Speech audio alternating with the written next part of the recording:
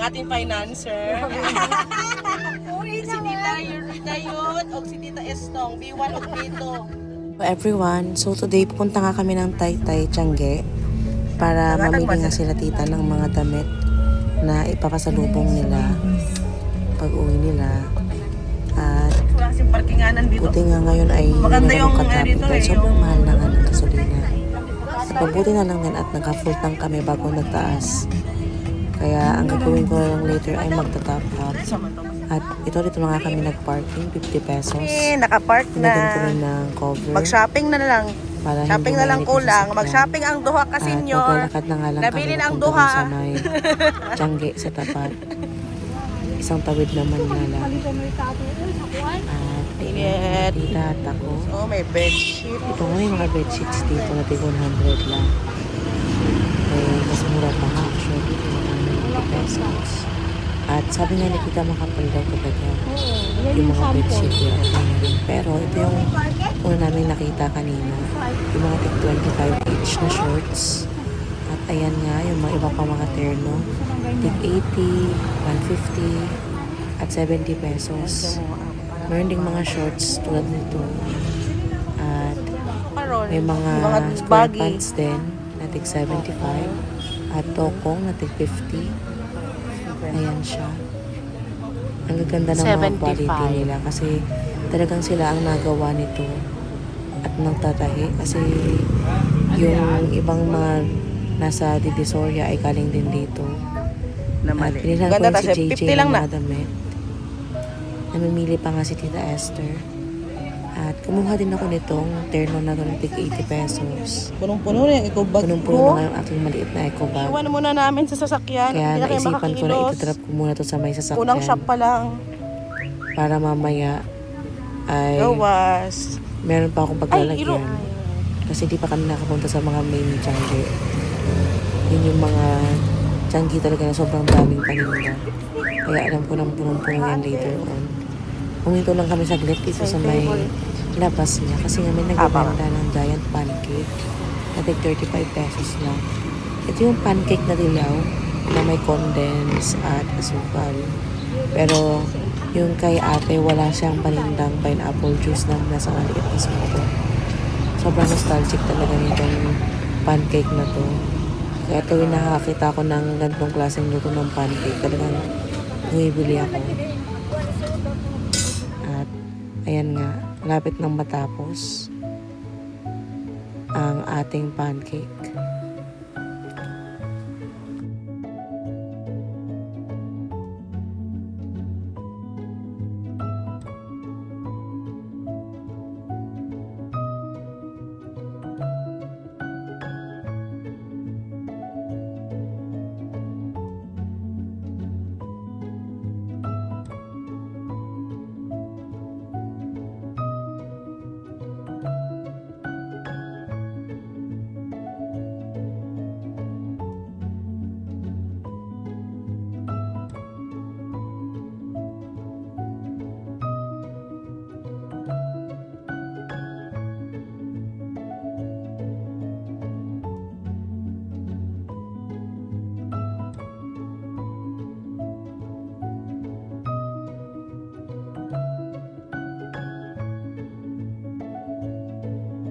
Inaantay nga lang kami ng dalawang tita dito sa may Kumakain pa gilid. yung duha. At kumain na Kumakain sila pa yung ng dalawa. pancake. Magkano seamless? Si Tita Esther naman. Namilig nandun brief si para kay Papa. Jong. At yung ito ang mga lalaki doon sa Cagayan de Oro. Sa gunsa lang ta. As Magpagsuot mo siya, pasalubong. boxer. Oh. Ayan, mura lang din siya. Nagkabait 50 naman 100. kabuutan sa ano, sa ate ni Jong.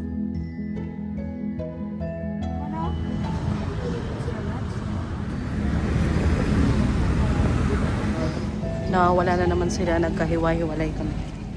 Kuha din ako ng pajama set para sa mga tita. Katapos nga namin magtaytay Tiangge, Pwede kaya? Wala mo isipan namin ni Ate Kel na dumiretso na Patanay para kumain sa isang overlooking restaurant doon, yung Lanay by Annabelle's. Pangalawang beses na namin ngayon Hindi yung kakain BY3, doon. ano yun? Sobrang ganda kasi ng view nila doon. Tapos masarap din yung food. Medyo may kamahalan nga lang. Pero okay na Papa ko rin. dyan pag hindi ako Ayan, maganda dyan. naalog na kami kasi talagang pang 4x4 yung daanan ng diversion road papuntang Tanay. At nakalabas na nga kami ng shortcut. Dire-diretso na lang to hanggang sa Marilaki Highway at magdadaanan din namin yung Masunggi Geo Reserve. Sobrang daming ang napitik dito. Yung pinipicturan nila yung mga rider. Napicturan nga kami. At ayan yung lanay. Dito na kami. May parking area siya din na free of charge para sa mga magda-dine-in. Kailan kami nakarating? May isa na hindi kinaya ang pangyayari. Gawas namin. Hindi rin murag lugaw man. Nakulay na buhok mo dahil yung ano. Okay na, naulian na lang. Luoy, si Iskay Istong, oy, luoy kayo. Naluoy ang iring, nakasuka. So na nga kami ng restaurant. Buti nga at maraming bakante. Nakapag-reserve ako agad ng seat namin. Oo ta. Sa una, Within sa una. minutes. Kasi usually punong-puno Sa tong una tawa restaurant tayo na to. reservation. Nagulat siya. Ng Nagulat tao. Ganda nagpunta sa As in, una. parang Lingkod na. 3 hours pa yung schedule. Oh, mga kapag tanong mo i-book order mo nyo. Ng 4, ganun. Oo, yung 4 cheese na lang. At ito nga yung menu nila. Isa sa itong medyo baraba na to. Highly recommended namin yung kanilang pansit lokban. Masarap talaga. At umorder din pala kami ng pizza at mga sabaw para sa mga tita. Tumingin nga ako ng pwedeng ipasalubong sa bahay. Dahil naalala ko nung last time, nagustuhan ni mama yung breadsticks nila dito. Pero wala nga daw yung breadsticks nila, out of stock. Dumating na nga yung order naming coffee.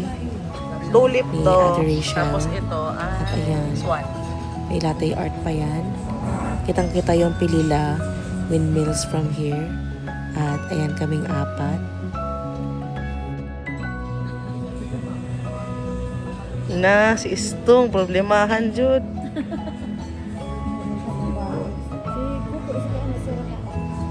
Sinsa si? Kami dito sa in-order naming sinampalukang baka kasi tinotorch pa talaga yung tanglad. Siguro may flavor yan na na-excrete kapag nasunog. Wala akong idea.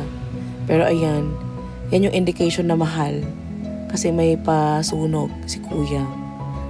Diyos. Nga, na ta. Igawas na imong magic card. Ano magic card? Na. Imong magic card. Si Tita Yot next time. Yang kanyang senior. Hindi pa nga kami uuwi agad dahil napagpasyahan namin na antayin yung sunset dito. Kasi ang ganda talaga ng view niya. Na parang asa gitna talaga niya yung sun.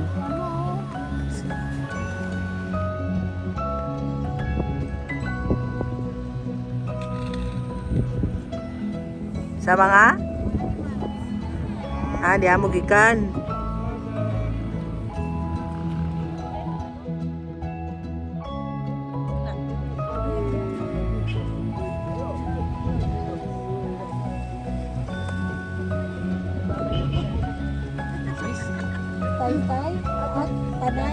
Nanay man eh.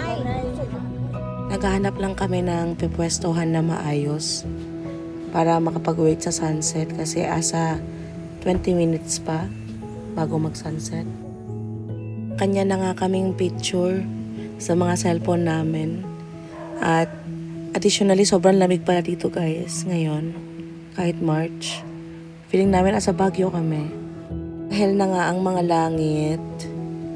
Sobrang ganda dito. Bukod sa kanilang food, yung ambience talaga yung binabayaran mo. Si Istong sa maning duha. Kulang pa ata to sa sudan eh.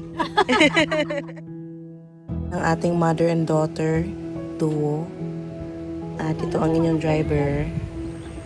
Ayan, napakaganda na nga ng sun. Pulang-pula siya.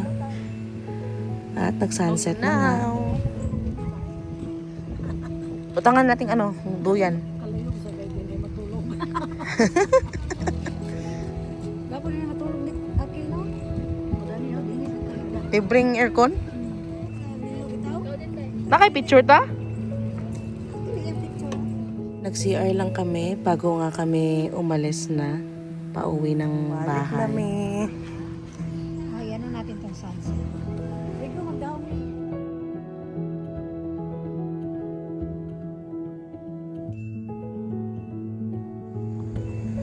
Ay, nabito may kwarta. Sabi ko nga kay Kisha, magawa na siya ng pan.